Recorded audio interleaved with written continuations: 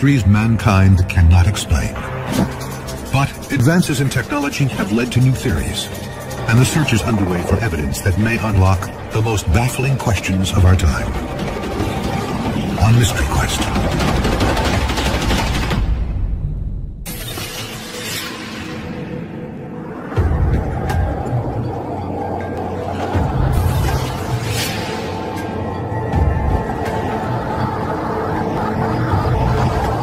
The night sky is calm and clear.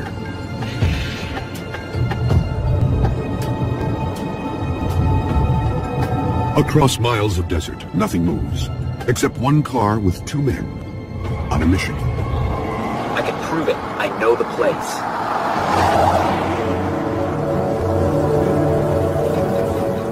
One, a physicist, is promising something shocking is about to appear.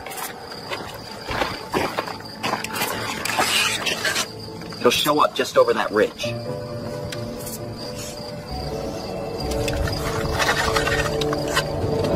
Then, right on cue, an object appears from nowhere. My God, what is that? The bizarre craft disappears, and a secret is revealed. I told you, we're not alone.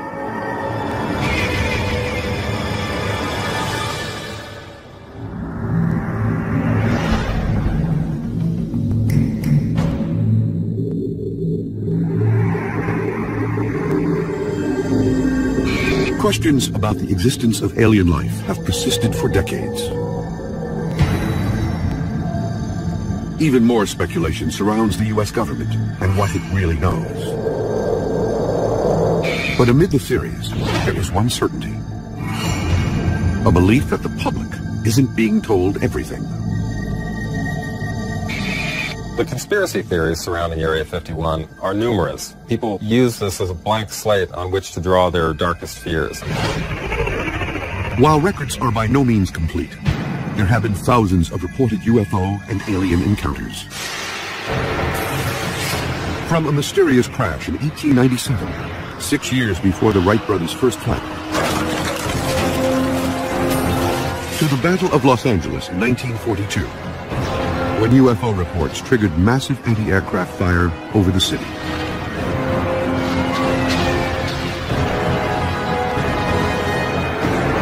And the most famous UFO crash in U.S. history, Roswell, New Mexico. If I was in charge of the military and the government, I would do exactly what potentially has been done, and that's keep it a secret. For decades, there has been one location believed to be the epicenter of this government cover-up, Area 51.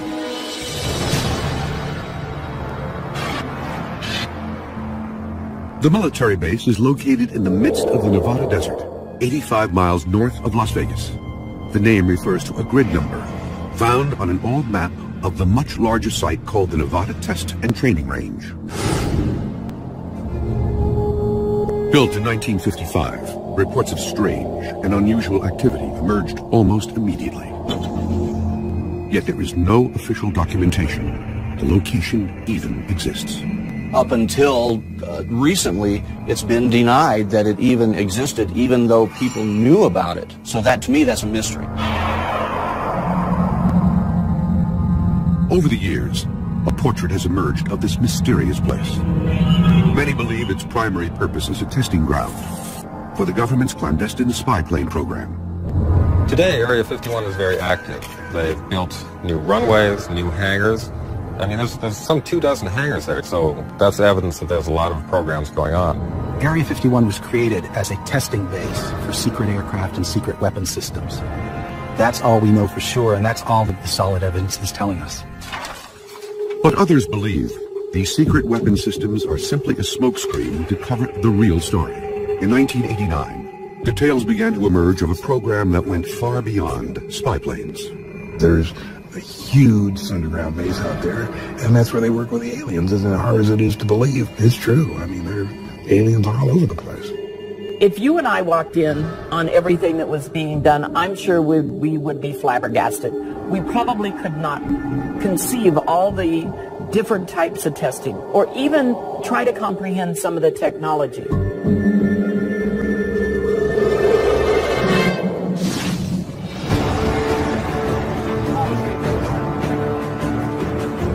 Mystery Quest is mounting an investigation to try to find evidence of any government cover-up.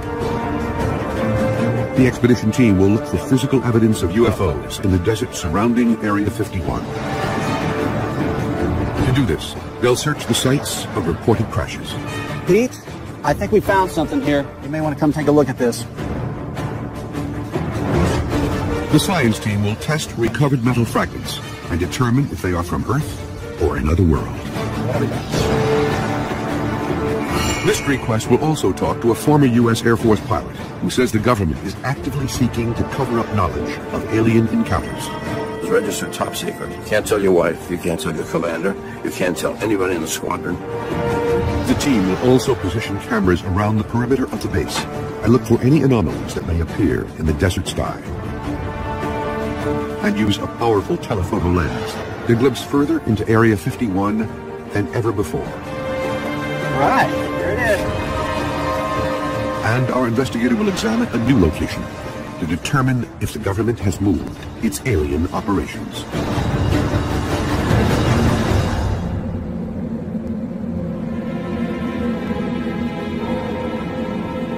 Area 51 operated in secret for decades. A lot of people think that there's UFO activity at Area 51. With good reason. I mean, because of such a secretive nature. And the cat was let out of the bag by Bob Lazar. In 1989, physicist Bob Lazar claimed the government was testing alien spacecraft at Area 51. Bob comes by the house at night, and we're sitting over there, and says, I saw this today. And I said, theirs or ours? And he said, theirs. John Lear, a retired airline pilot, is a close friend of Bob Lazar. Lear says Lazar told him he worked at Area 51, analyzing the propulsion systems of alien spacecraft. These spaceships could travel millions of miles an hour using a strange atomic substance called Element 115, a material which allows the craft to move through space by bending and drawing it around the ship. Space is a fabric. We think of it as a nothing, as just something cold or only containing one hydrogen atom per square meter, but it's actually a fabric. You can actually pull it. So you can go, if you could go 1,000,000 miles every 12 milliseconds, you can figure out that's pretty darn fast.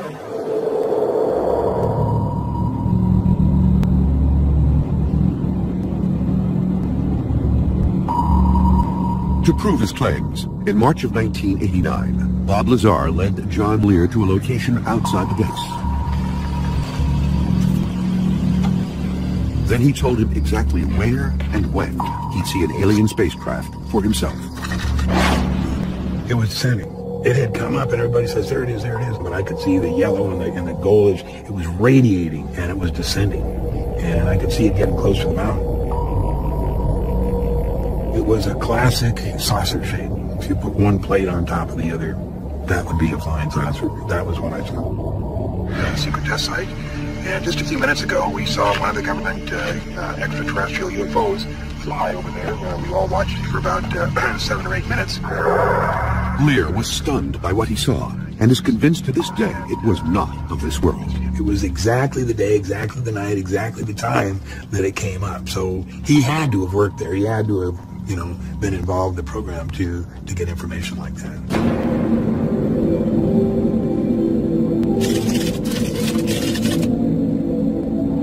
The expedition team is near Area 51 in an attempt to determine if what Lear and Lazar saw was real.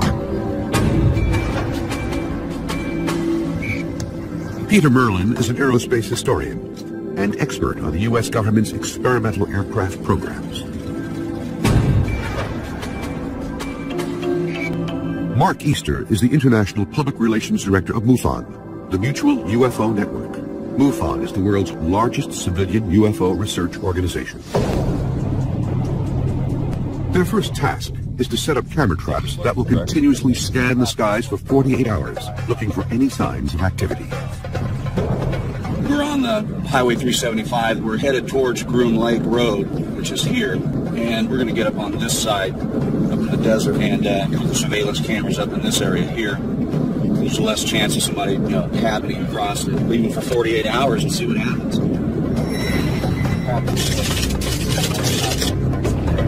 us. Mystery Quest has obtained 3 specialized cameras to digitally record the skies above Area 51 for 48 hours. The cameras are weatherproof, designed for areas where light levels change drastically.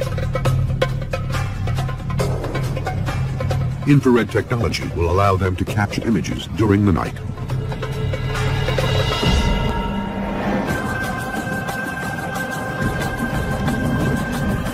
But penetrating a possible government cover-up is no small task. And almost immediately, the team's investigation meets resistance. Does it look like you might come this way, or is he going to stay put? I don't know. I don't know what's going to happen.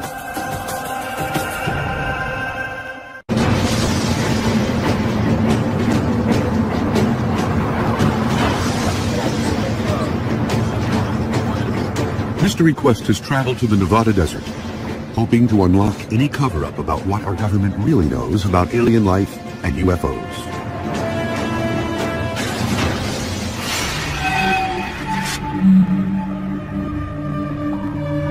UFO sightings have been reported around the world for centuries. There may be evidence that ancient cultures were visited by aliens. In Peru, giant figures of animals visible only from the air are etched into a high desert plateau spanning more than 50 miles. They are called the Nazca Lines, after the people who made them 3,000 years ago. Some believe they were ancient alien runways. The Nazca Lines are aerial guidelines to find a path to the Nazca Plain.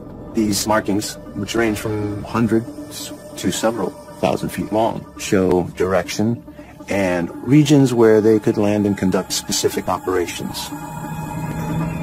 The period after World War II seems to have ushered in a new wave of UFO sightings. The most famous alien incident in history occurred in 1947 in Roswell, New Mexico. Reports emerged that the military had recovered a crashed flying disc from a ranch near Roswell, and suspicions of an intricate cover-up have been rumored for decades. Parts were recovered, bodies were recovered, so the word went out before the military-industrial complex could get its hands on it and choke it. It is now known that governments around the world have also been keeping meticulous files on UFOs for decades. The United States has yet to fully release its files, but in 2008, the British government opened its files to the public. The reports were astounding. Thousands of unexplained UFO sightings. One of the most incredible incidents happened to an American Air Force pilot, Milton Torres. In 1957, Torres was stationed at a Royal Air Force base in Leeds, England. Only in the past year has he been authorized to recount what really happened to him. They scrambled me. It was the most incredible thing. This would be a hot fire mission. This meant he had orders to shoot down whatever was up there. And I would be cleared to fire, and I would select 24 rockets. Torres climbed to 30,000 feet. The clouds were thick, slightly obscuring his view. But the image on his radar screen was clear. The UFO was less than a mile away. It registered as the size of a football field.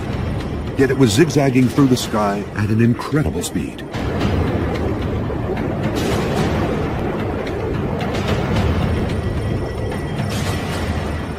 I saw it going up at about Mach 10,000 miles an hour.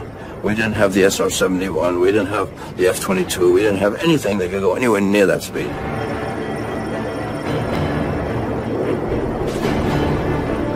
Then, suddenly, the radar image disappeared almost as quickly as it had appeared. But Torres would quickly learn. The government didn't want him talking.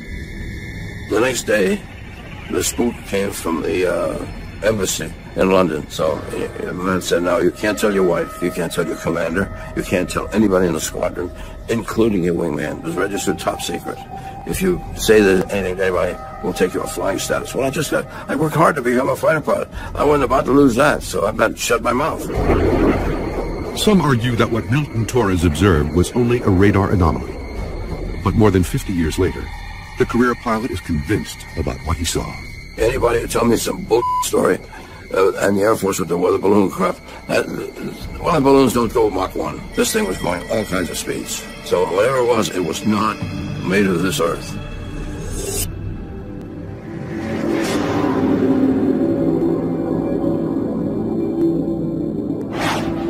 Speculation about an ongoing alien cover-up has raged for decades.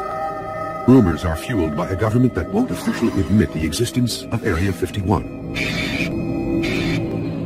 What is known is that Area 51 was originally constructed in 1955 as an aircraft testing site. Today, satellite images confirm what appears to be a military facility. 24 buildings along with a 5,000-foot runway. Even the airspace around Area 51 is restricted. Even aerial surveillance is effectively impossible. Planes aren't allowed to fly over. There are reports that astronauts have gotten into trouble for accidentally managing to turn cameras down onto that area. And people living in the small town of Rachel, Nevada, just outside the base, have long reported strange happenings. A local inn owner believes she actually saw something extraterrestrial. It was between 8:30 and 9:30 at night. The beam of light came through the back door, and it shot about 6 feet into the room. It illuminated the entire door jamb. In Area 51, do I know what's going on for sure? No. Do I believe there's all kinds of testing going on, not just aircraft? Yes.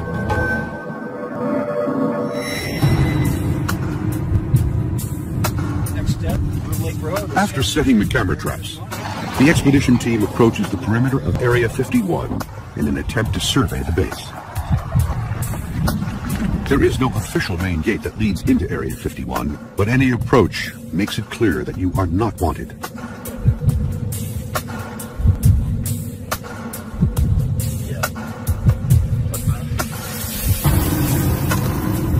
Signs warn against trespassers, while orange posts mark a nearly invisible boundary. And the team is already under observation. They've even got remote cameras up there, so that guy doesn't even really need to be there watching us. He's just there in case we cross the border. I don't know what sort of telephoto they've got. They can probably read our license plate from there. The guards are part of a private security force that monitors the perimeter of Area 51. They're authorized to arrest anyone who crosses.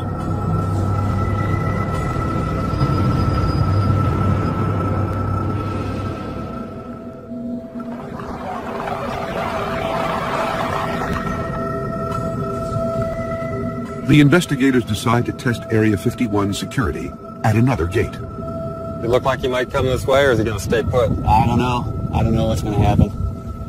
He's just standing there looking at me right now, or looking at us.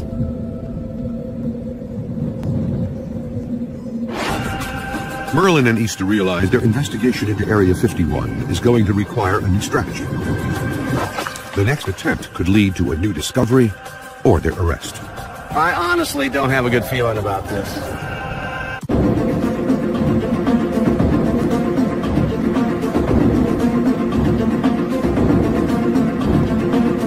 Mystery Quest is searching for clues into the truth behind the U.S. military's most secretive base. Many believe the government is involved in a cover-up of recovered alien technology and life forms. But what has been confirmed is that strange things happen near this desert testing grounds. Without warning and without explanation.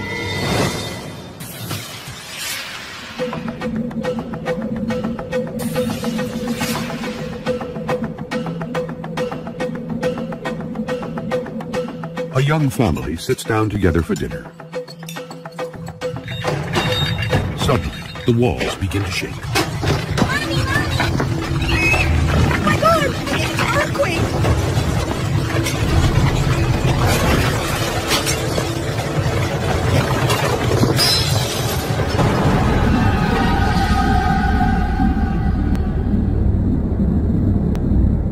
Geologists confirm it's not an earthquake, and weather services report no unusual activity. This mysterious wave is called a skyquake, but its origins are completely unknown. One theory is that these quakes are caused by a plane developed at Area 51 that flies so fast it is not called supersonic, but rather hypersonic. The government has never admitted it exists, but its code name is reported to be Aurora. The Aurora is one of the airplanes that has probably brought more people to study Area 51 than anything else. It was rumored to be something that could fly faster than Mach 5. Mach 5 is almost 4,000 miles per hour, twice as fast as any known airplane ever built.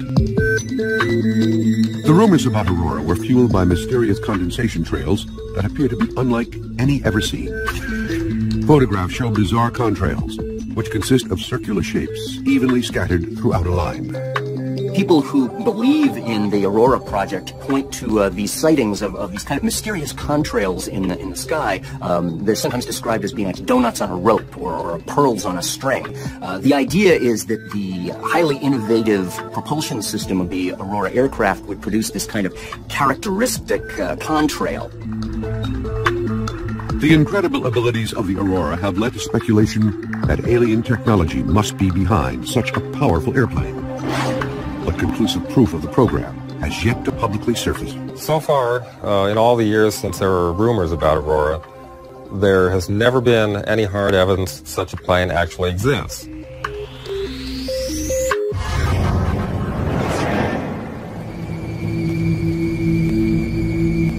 Area 51 may not be the only secretive government test facility with an extraterrestrial connection. Many believe there could be an alien research network of locations around the U.S. and the world. This thing has grown worldwide, and you have to have support, logistics, and landing sites for craft. Any place where the space shuttle can land in an emergency, you can bet that that's part of the Area 51 system. There are reports this network includes the Atlantic Undersea Test and Evaluation Center, or AUTEC, the Navy's ground zero for evaluating advanced technology. The base is located off the Florida Peninsula on Andros Island in the Bahamas. They have a natural laboratory for the testing of submarine technology. And if you think of a submarine, you really will get a good idea what a UFO is. Because a UFO is basically a submarine that can come out of the ocean, go into the air, and go into space.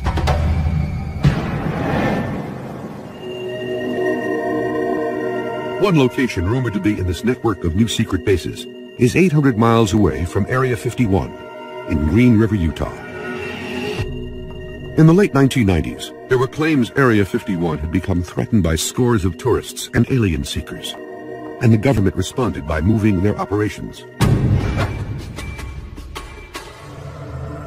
Glenn Campbell has been investigating the military bases of the Nevada desert for 15 years. He is examining the rumors that may link the Utah facility to the UFO research network.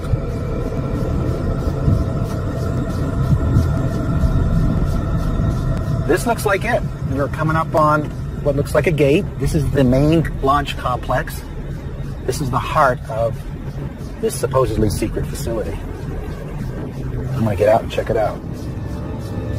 The facility was once part of a huge missile test range called White Sands. Man, we got here just as a monster storm is blowing in from the west. This is what I think is the central launch complex. It seems to be in the center of the pads. I don't know what's in here exactly. You got this big old steel door.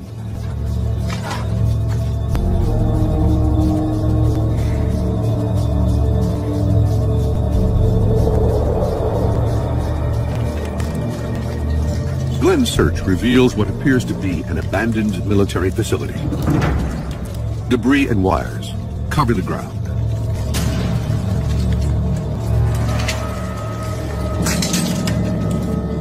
More importantly, there is no evidence of alien or any other research activity. Now, there can always be one of those buildings where there's something secret, but the point is there's no infrastructure, there's no activity, there's no trucks coming and going, there's no people. This is a dead facility. This is not the new Area 51.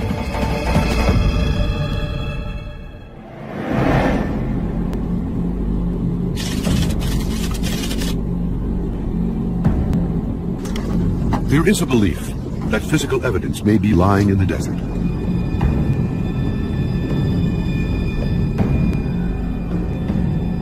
Now, the expedition team is on the hunt for that evidence. Peter Merlin became aware of a location outside Area 51 where a crash once occurred. How did you find out about this location?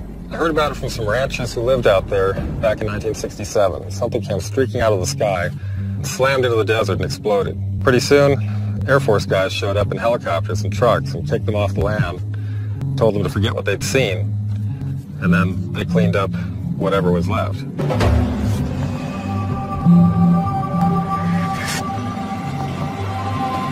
There was one piece they didn't find. Check this out. You ever seen metal folded like that before? Oh, I have not. I mean, that's incredible. The force, it must have been planted in the ground at extreme speed. Not sure what kind of alloy that is. It's like stomping on a beer can. It's almost like it went straight in. But there's no impact crater here. I don't think it hit right here. I think it hit somewhere else and parts went all over. The piece is too large to move for testing. The team decides to split up and scour the desert for smaller debris. What we're out here looking for, it's not just what might be aircraft parts, but you can't assume what you're looking for is man-made. You have to be open to whatever the case may be. Now, if it's a piece of something that I'm concerned about, I won't touch it unless we get a Geiger counter on it. The Nevada desert was the site of many atomic tests. Caution is paramount.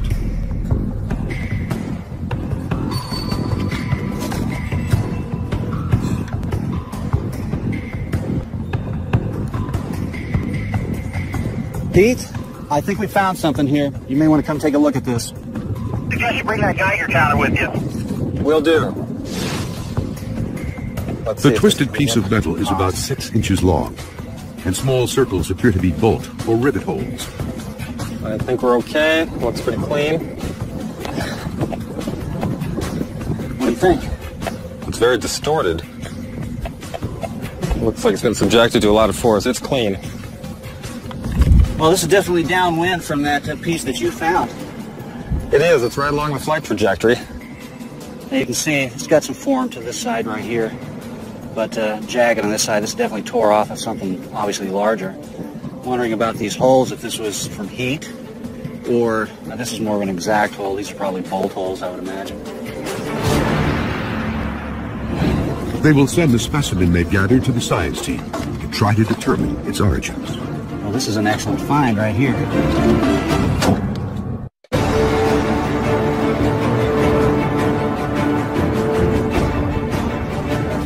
Mystery Quest is investigating whether the U.S. government is hiding a UFO research program at Area 51 and other locations.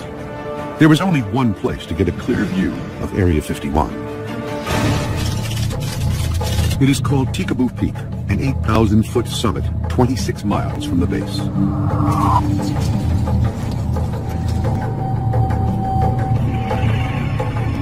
The team will be led by Glenn Campbell, who has led many excursions and is familiar with the hidden trail that leads to the peak. But this trek is different. Oh my God. Now that's a big lens. This is the largest telephoto lens ever brought to Tikaboo Peak.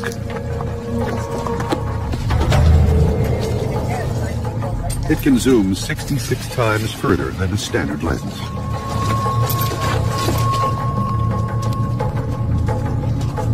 The team makes steady progress as Campbell leads the group to the summit.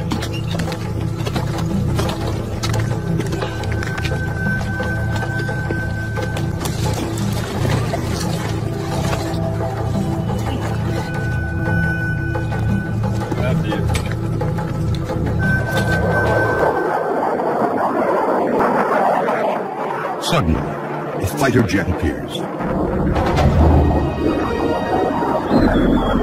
This guy has circled this peak 3 times, and I kind of ask myself, does he know we're here? Is he looking at us? The jet makes repeated passes.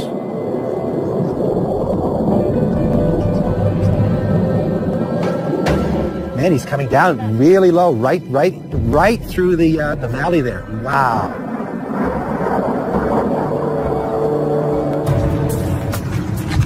Then, it becomes clear the government is scrutinizing the team's progress.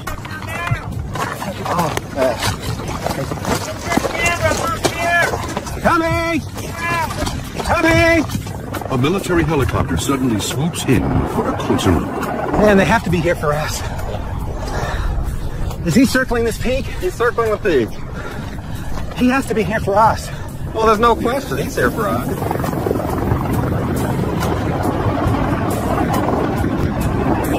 The helicopter is an unmarked Black Hawk-type chopper, often used by special forces.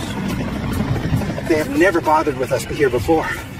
My concern is we're not going to be no one's going to interfere with us up there on the peak. We get down below, we may find the sheriff waiting for us, the local law enforcement. There's the helicopter again, and he's directly over Geographic Peak. And he's here to watch us. There's no other reason for him to be here. The helicopter circles for 20 minutes, then disappears as suddenly as it arrived. I honestly don't have a good feeling about this.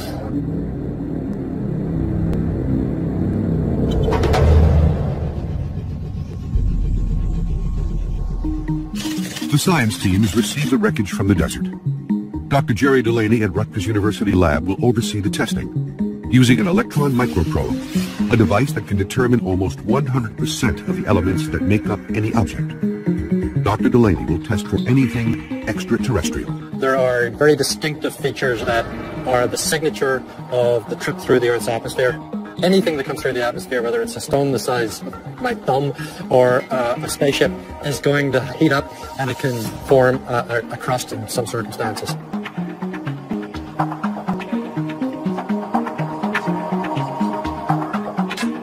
The microprobe generates an electron beam. And that, in turn, generates X-rays. They will tell me what the composition of the sample is. The information is sent to a computer, which identifies the chemical makeup of the sample. What do we got? Ooh! Oh my goodness. Well, this isn't what I thought it was going to be. Having said that, it is a very typical terrestrial alloy. It's brass.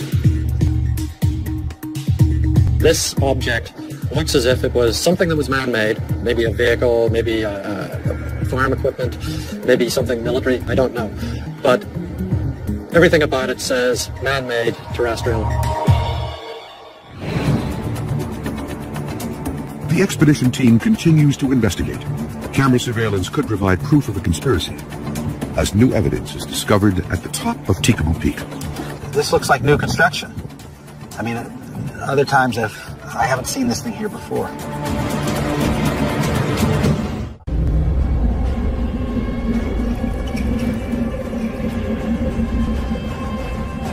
Mystery Quest is deep within the Nevada desert, trying to unearth the puzzle of extraterrestrial life at Area 51. This commercial aviator believes that the government is reverse engineering alien technology at Area 51. This Air Force pilot says he encountered an alien craft at 30,000 feet. And these researchers are trying to gain more information, using an incredibly powerful high-definition lens to peer into the base. The team has climbed 8,000 feet to capture the closest images ever taken of Area 51. Surveillance helicopters and jets have buzzed the expedition and seem to confirm there is something the government does not want revealed. All right, there it is. That's what you wanted to see. There's Area 51. The team looks at recent satellite images, providing a bird's eye view of the base. They'll compare these images to what they see through the high-definition lens. New construction would prove that Area 51 is an expanding facility.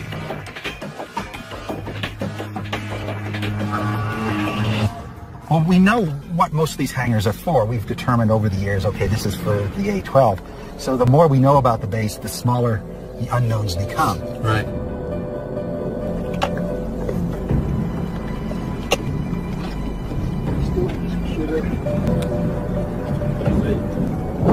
The team examines the base through the powerful lens. Multiple buildings and runways are clearly visible on the monitor. But no cars or people are observed. Then, Glenn Campbell notices something. This looks like new construction.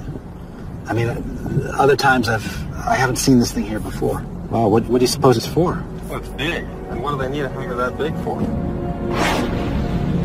Campbell spots a large hangar, which appears much smaller in the satellite photo. And something new implies a new program of some sort, doesn't it? While it is not confirmation that alien research is underway, the new construction is evidence that Area 51 is still operational. Do you have any insight with your background as to what potentially the future of what they're hiding here is? Well, on the aeronautical side of the house, I certainly expect there will be development of high-tech demonstration aircraft, new stealth technologies, and unmanned vehicles. But beyond that, who knows? Anything could be in those hangars. The team descends to retrieve the over 48 hours of aerial surveillance taken by the desert cameras.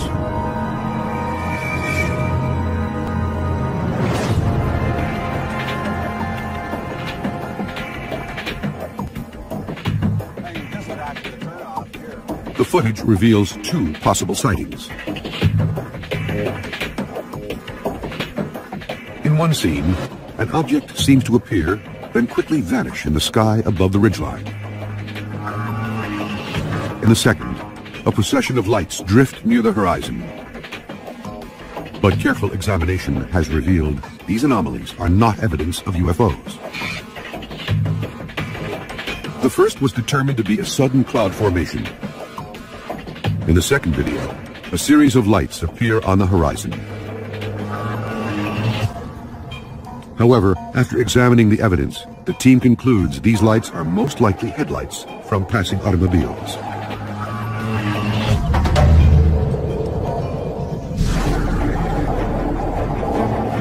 The expedition has uncovered some important new information. The team is determined that the U.S. military is still conducting research and testing at Area 51. They also proved that the government will go to great lengths to protect the secret research they are doing. And new evidence has been uncovered of government pressure on a U.S. Air Force pilot to lie about his UFO encounter. The truth will eventually come out, as it always does. The question is, when and how? The UFO phenomenon, as far as I'm concerned, and a lot of people, is the largest mystery in history. People need to investigate it, and investigate it scientifically.